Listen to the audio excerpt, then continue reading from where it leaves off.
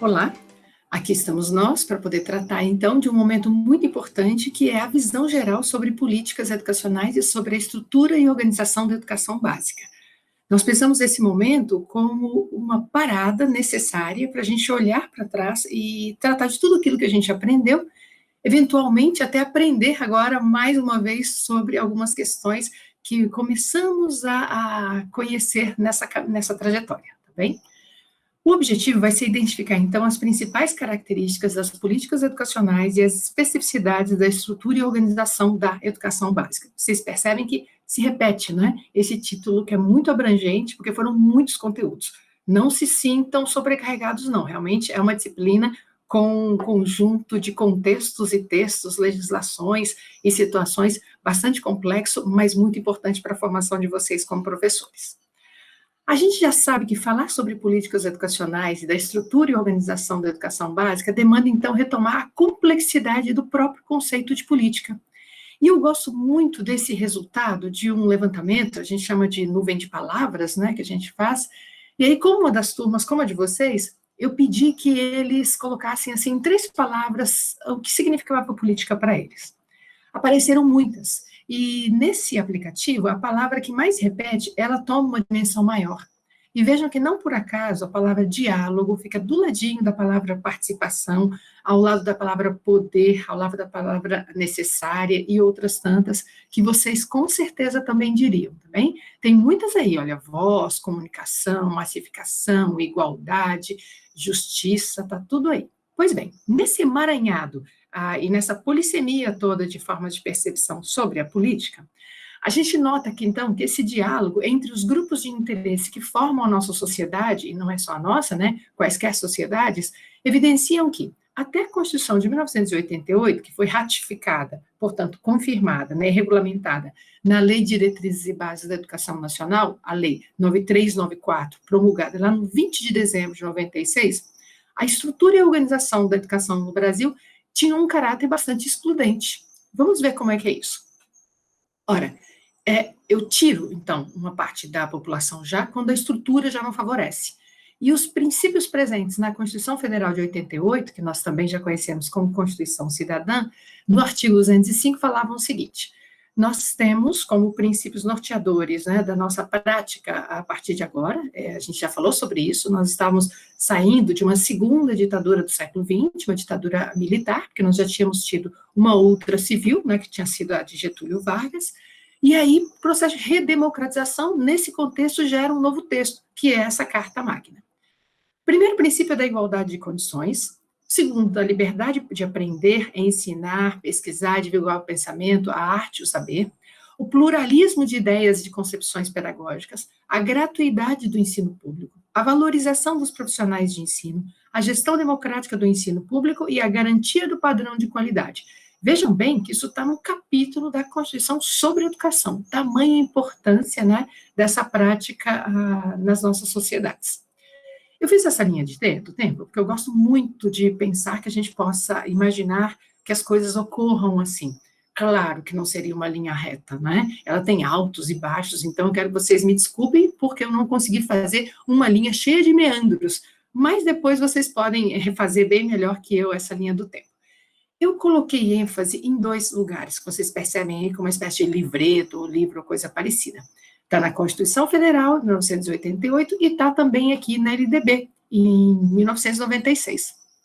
No meio do caminho, a gente tem uma série de questões muito importantes. A gente tem, por exemplo, em 1990, o ECA, o Estatuto da Criança e do Adolescente, que trouxe essa visão toda da participação, por exemplo, nos conselhos tutelares, as relações da escola com essa criança, por exemplo, que às vezes chega com sinais de violência, ou essa criança que não frequenta, ou esse adolescente que apresenta uma determinada condição de faltas, ou absenteísmo, né? Chega atrasado às vezes não aparece. Então, tudo isso faz parte, né, de um conjunto de legislação que foi aprovada em 1990, já como decorrência, né, da Constituição Federal. E aí a gente vai, plano decenal, a gente tem uma série de questões como a recriação, a criação do Conselho Nacional de Educação, que antes era Conselho Federal, aí a gente tem a nossa LDB, né, todo mundo lembra muito bem, é muito importante, porque a primeira LDB tinha sido em 1961, depois a gente teve a 1971, Essa de 71 foi mais ou menos corrigida em 1981, e desde 81, portanto, nós estávamos ali no apagar das luzes da ditadura militar, a gente precisava, então, dessa nova Constituição, nesses parâmetros que a gente vai ver. Em 1997, a gente tem os parâmetros curriculares nacionais, que são muito importantes. O Enem, 1998. Então, 2000, começa, então, a criação de programas compensatórios, como Bolsa Escola, Bolsa Família, né, como a gente vai compreender todos esses processos importantes para tornar a condição de igualdades menos, a gente poderia colocar, iníqua, né?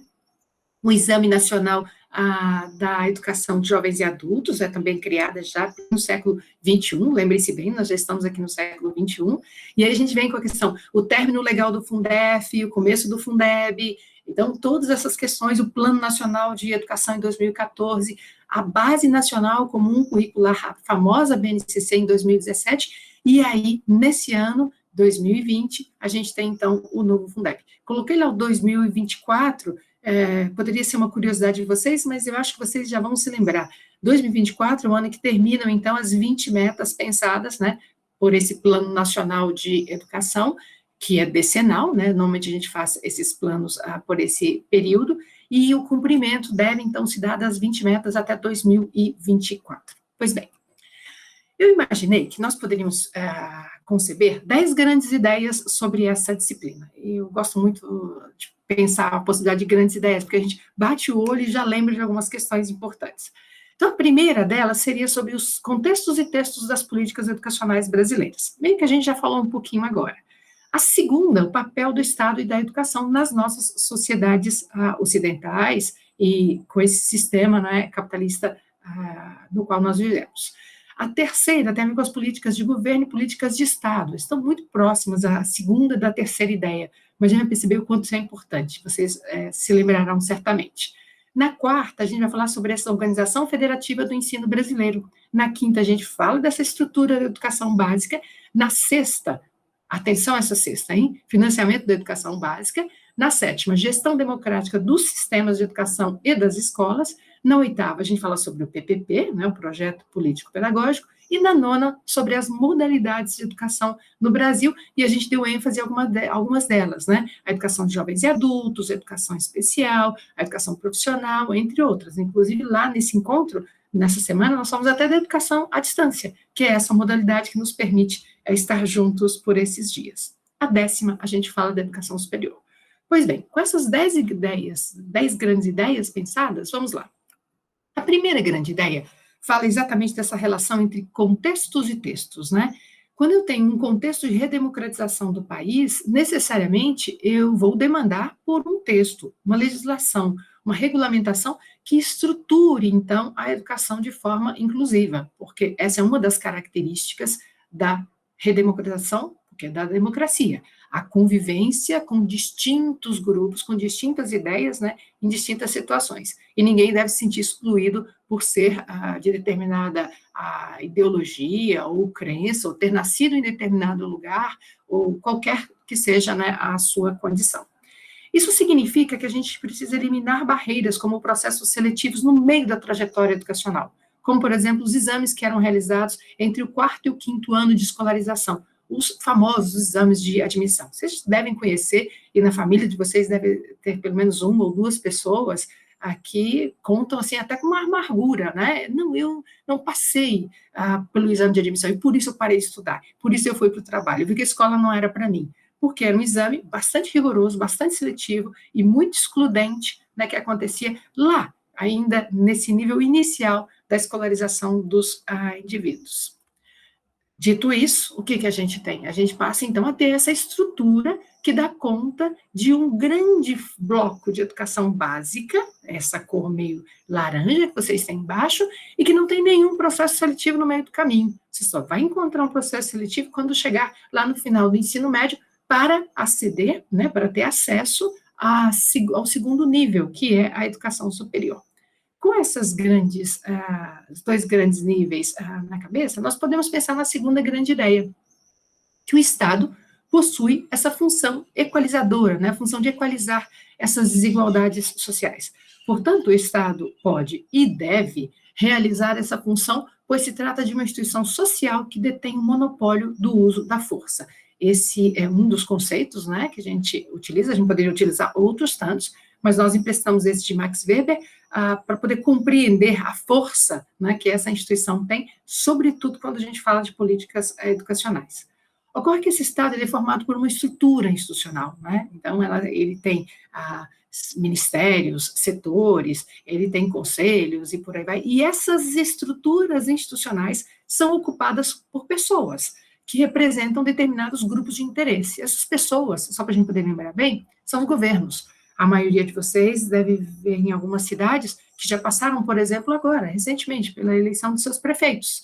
Algumas passaram por um segundo turno, né, dependendo do número de habitantes que a sua cidade possua, e os percentuais lá que os candidatos tiveram, talvez vocês venham a viver tudo isso. Mas notem bem, por mais que pareça que vai ser uma outra estrutura de Estado, não. A estrutura continua a mesma, e essas pessoas que foram eleitas ou serão eleitas agora no segundo turno, darão, então, a sua cara, a sua faceta, o seu tom, o interesse que elas vão privilegiar, tá bem? Então, os governos têm essa função.